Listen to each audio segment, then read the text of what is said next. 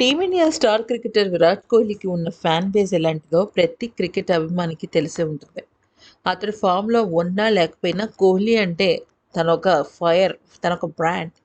అతని ఆట చూసేందుకు అభిమానులు భారీ స్థాయిలో స్టేడియంకి తరలి వస్తుంటారు.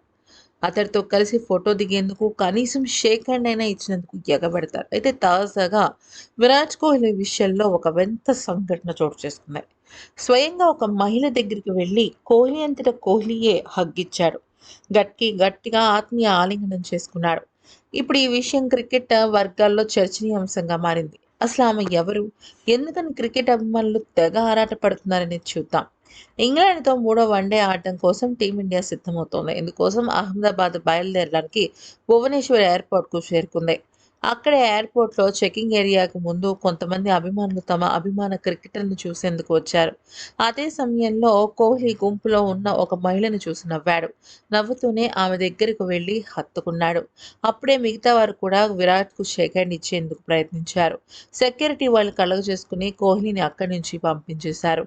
ప్రస్తుతం దీనికి సంబంధించిన ఈ ఫుటేజ్ సోషల్ మీడియాలో వైరల్‌గా మారింది. ఈ వీడియో చూసిన నెటిజన్స్ కోహ్లీ హగ్ ఇచ్చిన ఆ మహిళ ఎవరు? ఆమెకి ఎందుకు హక్కు ఇచ్చాడు అంటూ తెగ ఆరా తీసేస్తున్నారు. అయితే సదరు మహిళ కోహ్లీకి చాలా దగ్గర బంధువు. ఆమె తండ్రి ఎవరో కాదు, కోహ్లీకి స్వయానా బాబాయ్. అందుకే తనకు దగ్గరికి వెళ్ళి మహి అని ఆమెను పేరు పెట్టి పిలిచి మరీ హత్తుకున్నట్టు తెలుస్తుంది.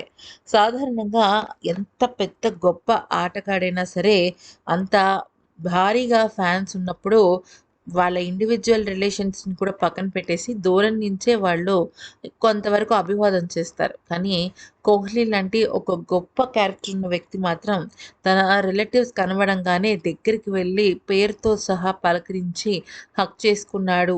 అక్కడున్న వాళ్ళందరికీ షేక్ హ్యాండ్ ఇచ్చాడు. అక్కడున్న కొంతవరకు అంటే ఆ ట్రాఫిక్ గానీ, లేకపోతే అక్కడున్న కొంతవరకు క్రౌడ్‌ని గానీ పెద్దగా పట్టించుకోకుండా అలా చేయటం నిజంగా కోహ్లీకే సాధ్యం అనిపించింది.